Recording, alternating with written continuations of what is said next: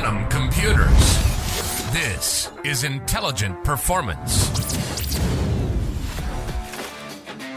Warwick Absolon, thank you so much for joining us here on the Intelligent Performance podcast. An absolute pleasure to have you with us. You have one of the more varied careers when it comes to people on this show. So first of all, a huge welcome. Your background's in kind of PwC. Prior to that, it was sort of big four as well. Prior to that was the prison. So you've also spent a lot of time in technology. Now you're working in innovating in the construction space. So a really fascinating conversation, I think, to be had here. Let's just start though. What's your take on intelligent performance? Yeah, thank you so much for allowing me to have a riff with you over the next little while. It's certainly something that I've always enjoyed to do. I think intelligence performance comes down to three things. And for me, I think it's thinking is number one. Number two would be deliberate action. And number three would be routines. And I look at those as almost like a Venn diagram. So you need to think what you're doing, taking your time, that deliberate action. Don't just be a cork bobbing away in an ocean of uncertainty. And having routines, I think, just allows you that mental space to actually do some cool stuff. Ooh, I think if every morning you wake up and go, what am I going to wear today, or what I'm going to eat for breakfast, you're already thinking that mental load. And I must thank the Imperfects podcast for talking about that. The mental load just takes it away from you. So if you already know what you're having for breakfast, boom, there's your routine. How you approach life, how you approach your health, how you approach your work, I think is those three things of intelligent performance, I should say, that thinking, deliberate action, and routines, mate. Love that. Great answer. It's the probably it sounds more well thought through than most people when they just think, and even though I've given the heads up, it's can be a tricky one. So I think it's interesting to think deliberate action and routines, and it kind of sounds like the prison guard career has stuck with you somewhat, at least in the routine perhaps. So I want to start with that story because that's probably a very interesting part for a lot of people. Not many people know much about the prison system, myself included. And I'm curious how, well, first of all, just take us back there. That was your first job out of uni. You come out in kind of some sort of recreational education space, and then you dive into the prison. So I'm curious, what drove that choice in the first place? Yeah, so I did a degree at Griffith University here in Brisbane called Leisure Studies. And Leisure Studies was a degree that sounded pretty cool as coming out of university grade 12, thought, hey, that sounds great.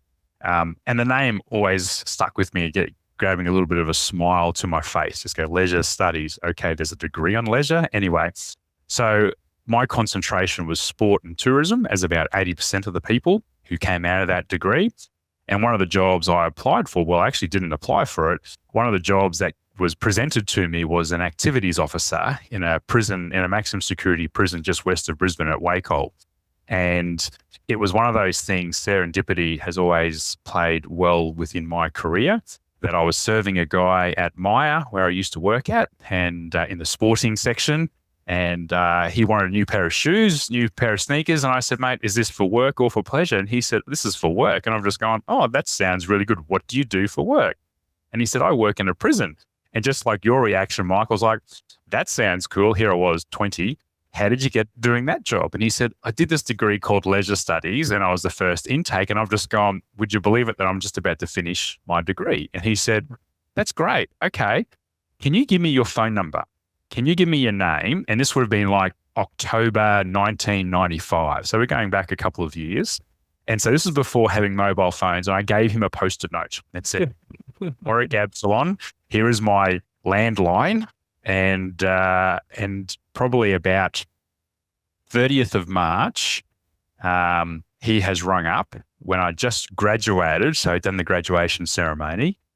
And he has left a message saying, hey, Warwick, you probably don't remember me, but my name is Michael, and there's a job going at not even his prison. So it was another prison that he was close to.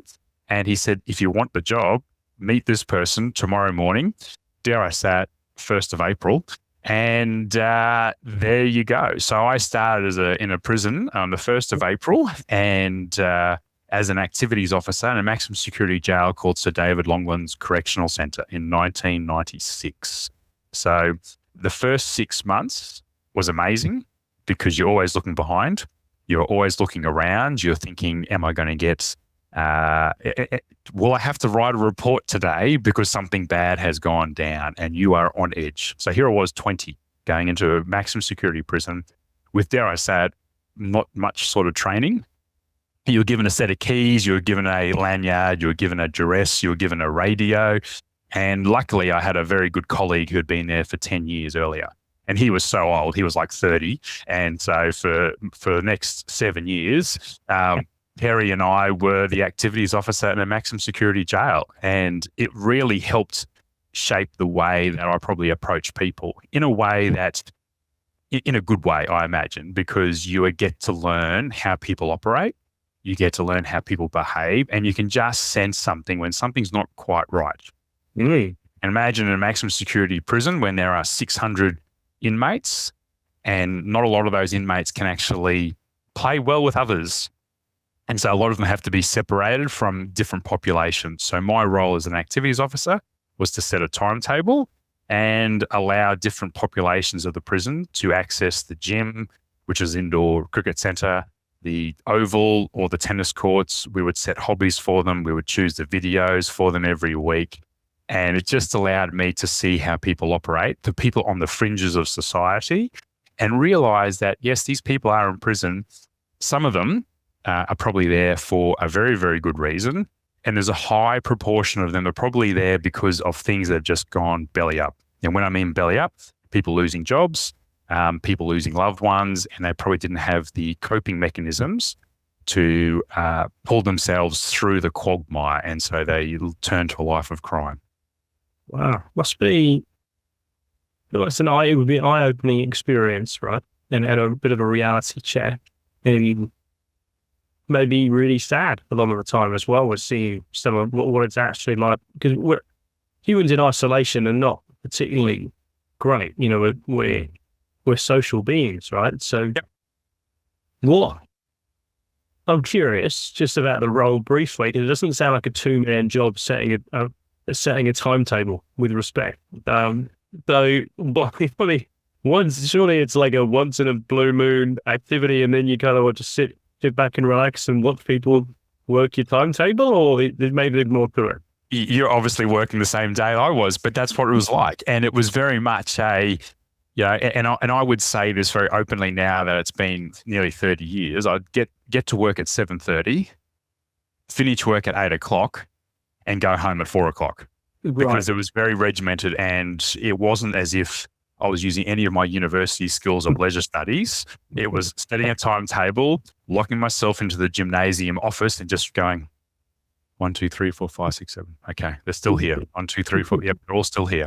Or go out in the oval and you're like 50 meters away up on a hill. You had this lovely sunshine. You got your sunscreen on, just watching, counting. You know, there was a fence around the oval, obviously. But it was very much set and forget. And it was only the extreme days where something would happen, whether it was an act of violence or assaults, drug overdoses, anything that you can imagine you saw. And that's when you're going, now I'm peaking, whether it was your heartbeat or whatever it was. And that's when it's those times where you go, okay, what do you do? Okay, you got to remain calm, because if you don't remain calm, something else, you're going to miss something. And so if something is happening on the oval in the gym, and I remember a very, very early message, there was two or multiple people were fighting on the oval. And I remember watching it and my heart was going, just spiraling very, very quickly. And Perry grabbing my arm and going, Warwick, it's okay. They're not fighting us. They're fighting each other. Just sit back and just watch. As in, take notes. We'll have to write a report. There's no need to get involved in this fight or argument. They will fall over soon enough. And they do. Yeah, usually it's 1 or 2 punches and that's it. All over and over. So you got to be okay, stay calm. And I've always maintained that level of, you want to respond rather than react to those types of events. And if I think about other things that have happened through my career, I think that's the thing that has always stuck through with me is don't react, just respond. Take a beat, have a breath, and then that deliberate action, that thinking what's the best course of action to do next. Wow.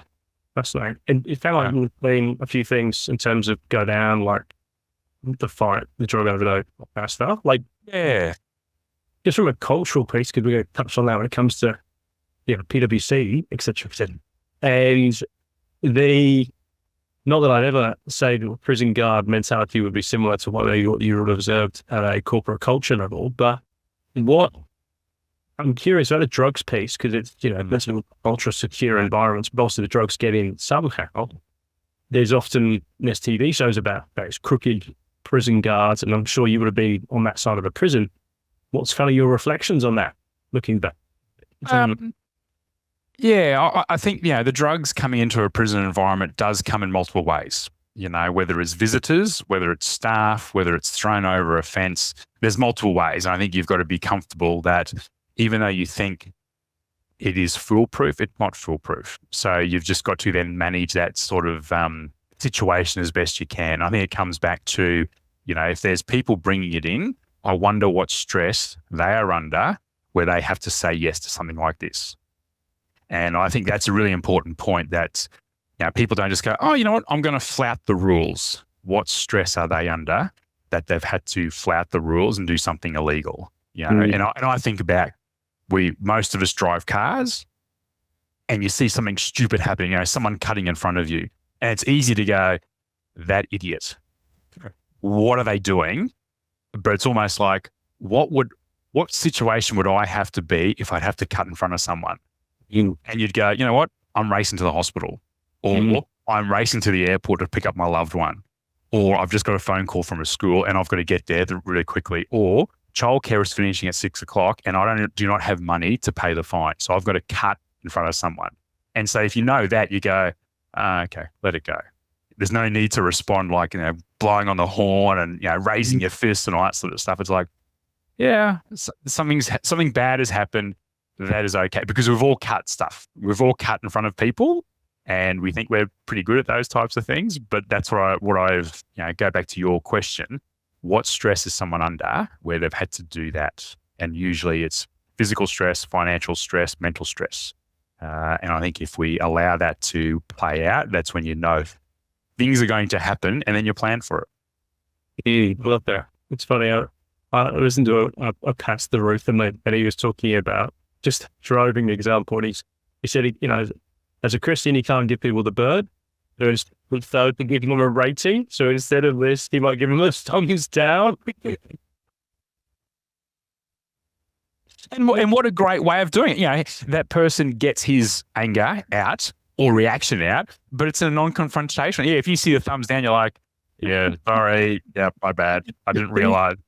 You need to approach it with caution, because actually the rating system or the feedback doesn't actually always respond very well at all. Right? Just be one. I love that story. That's very good. I might employ that sometime today. I think it's a nice way of when you tempted, just pass on your rating. So, I'm curious now. So you went from 7 years of working 1 hour a day to working in a concept now. So PwC, you bravely went back to uni, actually decided to restudy, realized that maybe making timetables for the rest of your life, I'm guessing, isn't necessarily you at your full potential. You transitioned, you did an economics degree, which positioned you well to get a new role at PwC. I'm curious, how did they look at your experience, and perhaps what did you glean such that when you're going into PwC, you felt like you could bring something different? Yeah. So after a couple of years in the prison, I've done exactly what you've just said. I've gone, there's not much of a future here, or not the future that I wanted. So I did go back and did a second degree in economics. I did straight math science at school. So I had no idea how to spell economics, let alone how to study it. And I thought this would be a good degree to do. Why not do this? And when it came up to the final semester of that degree, there was this company called PricewaterhouseCoopers, as it was known then. We're looking for graduates. I've gone, this sounds pretty cool. And that was probably one of 3 jobs I applied for, because I didn't really know where economics could take you, because I hadn't studied that. And so I applied through the graduate program. So here I was, 27, up against the younger 21-year-olds. bright-eyed, bushy tail. And here was someone who had worked in a prison for 7 years, who was a government employee. And if you think about the stereotypes of a government employee, exactly what you just painted there, Michael. Get there at 7:30, finish work at 8:30, hang around till 4, and then go home. So that was my time, 7:30 to 4, and I would just go home. Once 4 o'clock came, boom, I am out. So I applied for this graduate program, and I think having a prison environment or a prison background sparked a whole lot. This bloke is really interesting. We haven't had the person of this age come through the graduate program before. It has changed since, and he's been working in a prison. So they had multiple stage gates. There was a written application, then there was a phone interview, and then there was some sort of psych assessment, and then there was an all-day assessment. And so at each stage, I kept going, I've got through the next stage. I've got through the next stage. So I used to work out at Wakehole, which is probably about 30 kilometres west of Brisbane. If you think, depending on your audience, mate, anything west of a town is always a little bit dodgy. So that's where Wakehole and that's where the prisons were. Wakehole, I'm sure, is lovely. The prison's not so. And so PwC was in a nice, shiny building in the centre of town on the river. And so I remember going to the assessment day, and it was a bit overcast. It was a waterfront place at the time. And I've, had to buy a suit because I didn't own a suit. And I've rocked on up, and there was all these younger 20, 21-year-olds, and there's this prison guard coming in. And so I remember them a little bit nervous. And I have been in an environment where you can't get nervous, i.e. prison. You can't show your fear. And you could see these people are just like a little bit on edge. And so I remember going up to someone and going, hi, how you going? I'm Warwick. Did you get your psych assessment results? And they're like, oh, no. Did you? And I said, yeah. Oh, you didn't get yours. Oh, my God. I didn't get my psych assessment results. I'm just like, okay, I can just pick these people off one by one. And it was quite funny because these people are on edge. I'm just like, this is just a job. I have, this was not my divine right to work in a Big Four consulting firm. I knew they were big. So the actual day was spent around people, and people would know your background in terms of your resume. And that's all they wanted to talk about. Oh, so you spent time in prison. Wow, that's really cool. What did you learn? All that sort of stuff. And I think it was that I was a little bit different, but I could still hold a conversation. And I was recognized that Waterfront Place was a very privileged place to be in. I had caught 2 trains, or a bus and a train to get to Wakehole because I didn't have a car for a couple of years. And here I was working in the middle of town. How cool is this going to be? It was the Jerry Maguire moment, like you had me at hello. So I think it was from a PwC point of view, and they were going through the transition of only pick accounting students with a certain GPA, only pick accounting students for a certain GPA from a certain university. And so I had Griffith, I had QUT, I had a good GPA, but I wasn't an accounting student. And so for them, they recognized that this guy could actually help us because he appreciated not the finer things that comes across as a little bit wrong, but he appreciates that this job is pretty good and this workplace is pretty good. So I think they see that as this guy's not going to get flustered when he's talking to clients. He has the ability to just talk to people, and he can just accept that this work's going to be pretty hard because nothing's going to be as hard as going into a prison and seeing someone getting knifed in the back 14 times, and you got to clean up afterwards. And so I thought that's what they saw, that little bit of difference, mate. Oh, okay. Good on. Promise the PwC's hiring, and it's going to do, mutual outside the box. I think yes, and culture and really, seeing the potential, right? I think it's really, really cool. So and to go from an environment, as I said, very regimented, to a PwC, and I was living at Morningside at the time, which is on the east side of Brisbane, and I would catch the first bus to go into work. So that was 6:20 in the morning because I wanted to learn and I wanted to be around really smart people and just get there at about just after 7 and leave probably about 5:30, 6 o'clock, and just take all this knowledge and take all this experience as much as I could take. And it was great. So went from a very, it's a government job, 7:30 to 4, to I'm going to get the first bus in. And then I'm going to leave at about 5:30, 6 o'clock and get home at 6:30. And that's because that's an investment into me rather than going, I'm doing more hours than I should be. No, it's an investment in me. Let's talk about the three things actually you mentioned at the start: think, deliberate action, and routine. In terms of intelligent performance, in terms of your career, in terms of, you've done some really interesting roles. You're a board member on, is it Biala? Biala, yep, correct. Mm-hmm.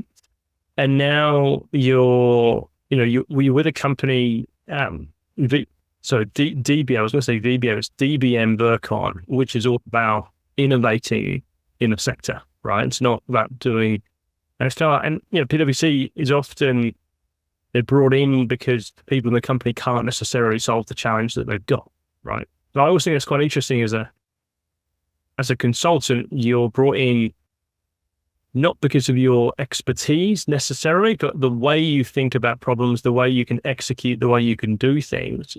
How have you kind of used those three, or are those three what shaped how you do things when you kind of get thrown onto a project, a task, a role? What's kind of actually, have you found, stood you in good stead such that you can be a good consultant and go from, an account director in the kind of the tech space to, whatever else, 6 months later onto something else? Yeah. I think it comes back to that, that thinking piece, slash with taking your time on whatever you're going to do. So understand where they are rather than putting what you think where they are, So instead of going, hey, we're DBM Vircon, this is what you need. It's almost like, tell us what's the problem you've got. What haven't you got time for at the moment? What are you seeing in the marketplace? What are some common themes that keep popping up? And I think if you can understand where they're coming from, it almost gives you that credibility that you have listened. And hey, out of those three things you mentioned, sustainability. Could I ask you something about that? And they're going to go, yes. If we could reduce the amount of concrete or steel reinforcing, rebar in a project, would that be helpful for you?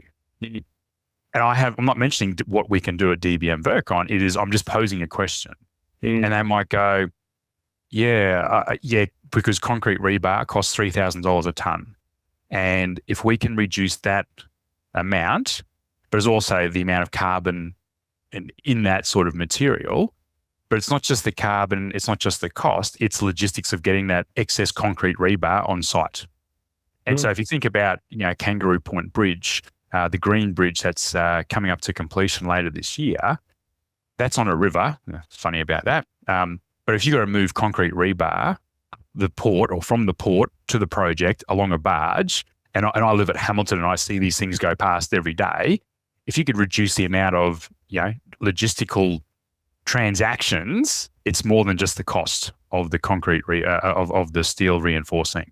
So I think it's almost like having a question. So what don't you have time for? And construction company go, we don't have time to stuff around. Once we're on site, we need to go. We can't stop. And that's when you ask that question. If we could reduce the amount of reinforcing on this project, would that be effective for you? And they'll go, yeah, that's good. Okay, would you like me to give you some examples of where we've done this in the past? Yes, please. And so you're just asking them. And so if I flip it around, if I went in there and said, "G'day, Michael, I see you're building a bridge. I'm going to help you. I want to show you a product, a software product that's going to reduce your concrete reinforcing your steel reinforcing by 30%. And you might go, mate, that's not a problem for us because we get steel really cheap. Something like that. So instantly you're trying to sell me something I actually do not need.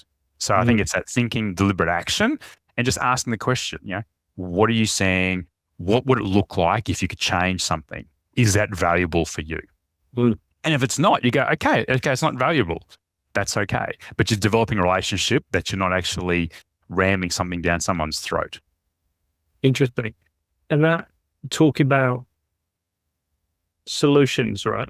PwC, to their credit, have been solution focused But what you got to see in the last few years is where it became too solution focused. Yeah. And not enough value focused, right? Or ethics or something like that. So I'm curious, having seen that, or what was that like? Actually, you hear a lot about, in the press about how it's impacted, but perhaps it's kind of been shielded, or what was the reality like as this kind of stuff came out about their more than willing tax approach? Yeah. And I think it'll be a case study at some point if it's not already. So probably about February, March, April last year, there was stuff that was coming through the Fin Review and the Australian that it was almost like on a jumper, there was a thread being pulled, So if you have a woolen jumper or something, you pull the thread, it just keeps on going and going and going. You don't just cut it off.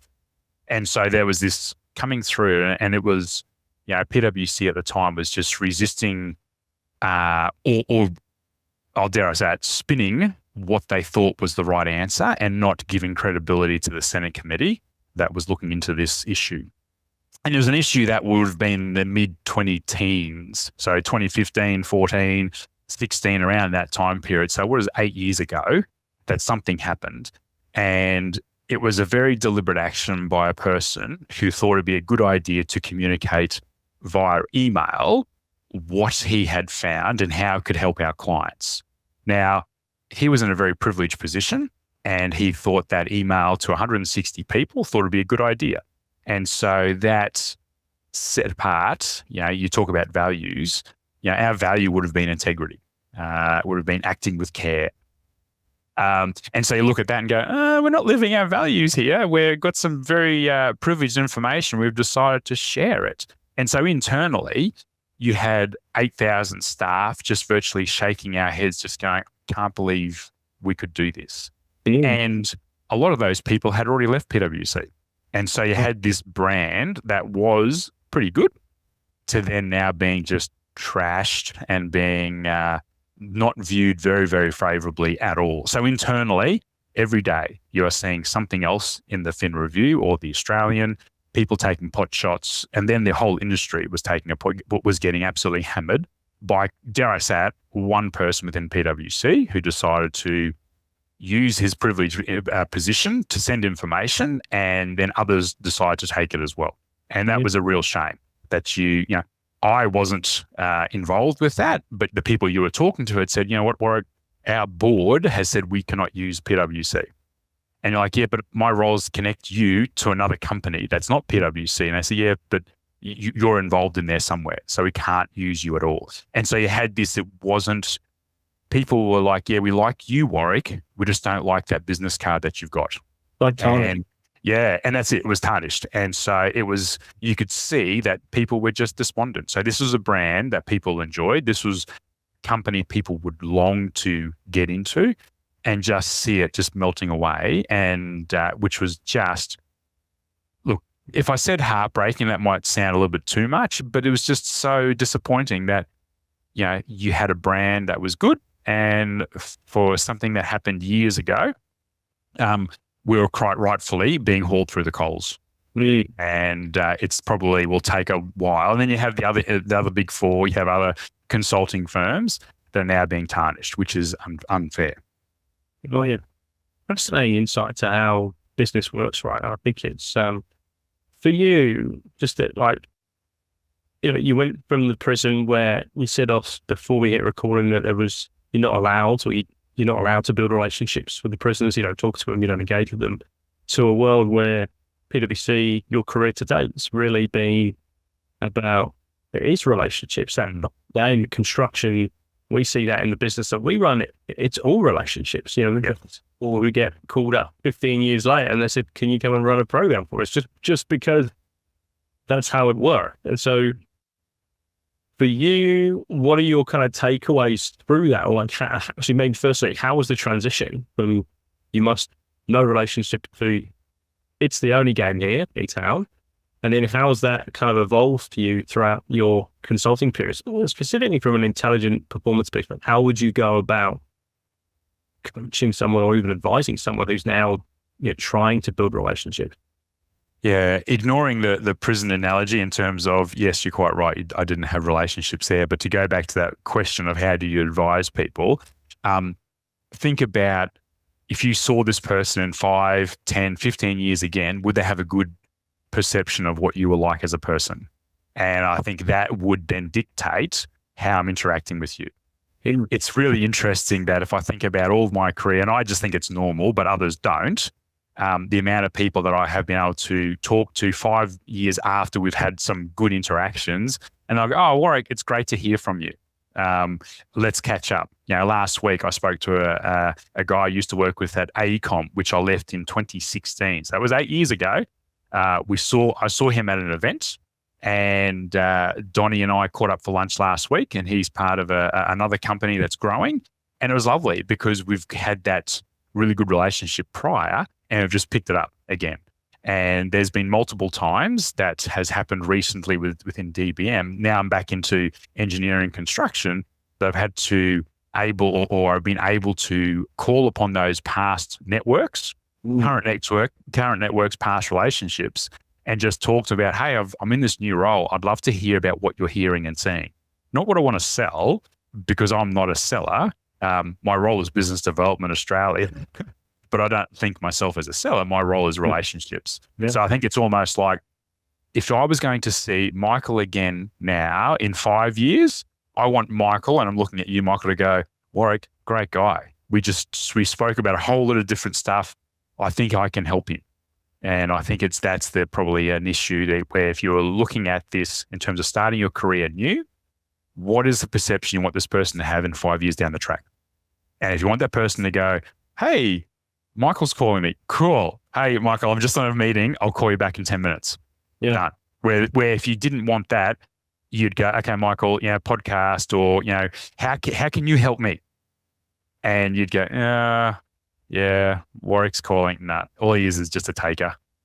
You've got to be an unconscious giver, and you've got to always look for ways. So I think about if I'm talking. What do you think? Unconscious? I feel like that's actually a very conscious decision. I think you do it so often that it becomes unconscious. I think at the beginning, you've got to be a very conscious giver. You've actually got to think about, what have you heard, podcasts? What have you read? What have you listened to that can help Michael right now? And, what's some topics that I can share that will help you in your current situation, whatever that is. And I think you'll be very conscious of that. And then over time, it just becomes an unconscious sort of reaction. So you're like that muscle memory of, I want to be an unconscious giver, and just keep giving, because I don't care what I get. All I want to just keep on giving. Wow. I think the long time frame in business, I had a friend, or maybe it was a mentor, I can't remember, who always talks about, I was going through a business, broke down at the time. I was in market, we were in strife. I was the director. It was one of the worst times of my life. And I had a business partner. I always thought, I was like, how do I want to be with this business partner going through? Because the temptation was that we were both wanted to kind of, have a crack at each other. It was volatile. It was stressful. I just kept thinking, 2 years time, all this stuff's going to be behind us. Still love to have a relationship with this bloke. They don't want to look back and go, God, we said some horrible things. And, I wasn't particularly proud of how I, approached that moment. Yeah. Was I perfect? Hell no. But it definitely helped frame that. And so I'm curious, how do you switch gears into that domain? Like, how do you go from, when the pressure's on, you got to sell and you got to hit budget or quarter or whatever you want to call it. How do you go, don't sacrifice this for a 5 year? There's two stories I'll tell. I'll tell you one about a personal relationship that I'm very thankful for, and I'll tell you about a mantra that we have. And the second one is the half marathon that we're training for, and the same person's involved in both. So we've got a half marathon on the 6th of July, whenever this podcast gets dropped. It's like 5 days time. So this is tapering week. And I think it comes back to, we have to finish the half marathon on the 6th of July. So talk about what you just asked, but in terms of KPIs, we could look at this and go, you know what, we're just going to flog ourselves just to make sure that we finish our target or we can trust the process that we've done 21 weeks of training and it doesn't matter what our target is or what our KPIs are, we've already done the work. So it's almost like studying 5 minutes before the exam when you're going into the school hall or whatever it is. Too late. Too late. And so I think it's that you've just got to be comfortable that you've got to do the work, dripping over time, and you'll hit your KPIs and you'll hit those targets that you have set. If you do no work and then it comes in the last week that you haven't hit your KPIs or your targets, no wonder people are stressed because they haven't done the work. This week is tapering. So we're running 3 kilometers today at some point. We're running 3 kilometers at some point on Wednesday. And then we're running, I think it's 21. I don't know how many kilometers it is on Sunday, on Saturday. So it's that process that we've done all this work. So today, it's a fun game. It's a fun run that we're going to do for 3 kilometers and we're going to just bash it out, have some fun. We're going to go as fast as we can. And then that'll be it because we've done the work. And I think it's, KPIs and budgets are really important because they set the right behaviors. If you set the wrong KPIs and they set the wrong targets, your behaviors will get really poor, really poor. So I think about that PwC type of environment. KPIs was hitting a target and you had to hit a target. And so if you didn't hit the target and it wasn't a yearly target, it was a monthly target. And so that was cash, how much cash you're bringing in, how much billing you are sending out, and how much time is on the code. So you had that every month. And so if you had a fantastic 1 month in August that you hit your yearly target, that actually doesn't work well because that's a peak where you want stability. And so you've got to hit a 10 at a time. It was like 10 out of 12 targets. And that was the pressure was on. So if I think about the other story, so I think you've got to have the right process and just be comfortable that if you do the work, and that's the important part, you've got to do the work and you've got to have relationships. And if I think about Donnie last week, it wasn't just to catch up over lunch, let's have a lunch and then just go, oh, well, that was it. We spoke about our DAM experience. We spoke about his mentoring capability in terms of who's he looking for. And we spoke about AWS. So he was looking for help. So we had that type of discussion. So it wasn't just hey, let's catch up for a beer or a steak. It was, how can I help you, Donnie? What are some of the things that's on your mind? So we spoke about those 3 things.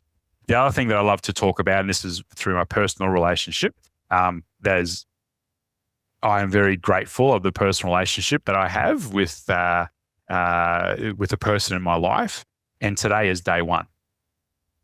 So every day is day 1. And we recognize that today is day 1 in our personal relationship. So if this is day 1, I'm looking for ways that I can surprise her. And that could be just folding up her washing. It could be emptying the dishwasher. It could be buying her flowers because I want day 2. And I don't know if I'm going to get day 2, but today is day 1. And I look at that sort of relationship that you have in business. If today is day 1, how will I react? How will I respond? I'm going to give because I want Michael to give me a call tomorrow and go, hey, do you want to catch up again? And I'll go, oh my God, we've got it. So the mentality of today is day 1. And Maria and I have just stumbled upon it. And it is so simple. And we just giggle at just go, we've just stumbled upon this. We've seen something and let's just use this as our mantra. And every morning I say to her, happy day 1, beautiful woman. And she replies with happy day 1, handsome man. I don't see my handsomeness. She doesn't see her beautifulness, but it's that mentality of today is day 1. And I think in a business relationship, exactly the same thing. If this is going to be day 1 and we have clients like a Lend-Lease, Oricon, PowerLink, Worley, Woodside, Fleur, et cetera, if this is day 1, because we want to work with these guys every time. So instead of going, I'm going to ignore the dishwasher. Hey, Abdullah from Oricon, you mentioned you wanted some experiences or wanted to hear about experiences about Sydney Football Stadium. We've worked on that. Would it be helpful if I told you our Hong Kong airport experience with parametric modeling? Yeah, that'd be great. Okay, I'll just connect you to our 2 guys who can help you.